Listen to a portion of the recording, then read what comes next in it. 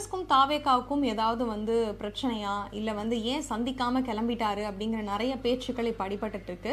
முதலமைச்சர் விஜய் பொறுப்பேற்கும் பொழுது முதல் முறையா வந்து நாங்க உங்களுக்கு இத்தனை தொகுதிகளை கொடுக்குறோம் அப்படின்னு சொல்லி முன் வந்தது காங்கிரஸ் தான். அதுக்கப்புறமா தான் மற்ற தொகுதிகள் வந்து உள்ள வந்துச்சு அப்படின்னு சொல்லலாம். மற்ற எம்எல்ஏக்களும் உள்ள வந்தாங்க. ஸோ இந்த நிலையில வந்து சிபிஎம் சிபிஐ தாண்டி காங்கிரஸ் வந்து ஒரு பெரிய ஆதரவை வந்து தாவேகாவுக்கு கொடுத்திருந்தது. இந்த நிலையில இந்த மாசத்தினுடைய கடைசியில வந்து டெல்லிக்கு வந்து ஒரு சுற்றுப்பயணம் மேற்கொள்வேன், பிரதமர் அவர்களையும் சந்திக்க நேரிடும்.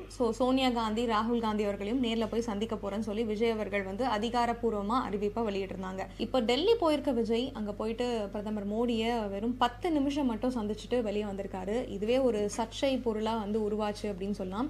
இந்த நிலையில ராகுல் காந்தியும் சோனியா காந்தியும் வந்து விருந்துக்கு தயார் பண்ணிட்டு இருக்காங்க. மதிய விருந்து இங்க தான் சாப்பிடணும் நீங்க அப்படின்னு சொல்லியிருந்தாங்கிற மாதிரி நிறைய செய்திகளும் வெளியாச்சு.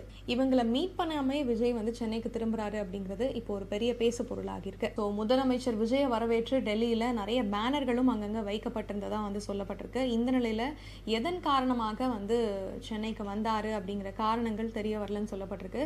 இன்னும் ஏன் வந்து முதலமைச்சர் விஜய் பிரஸ்ஸை சந்திக்கவே இல்லை அப்படிங்கிற கேள்விகளும் எழுப்பப்பட்டு இருக்கு.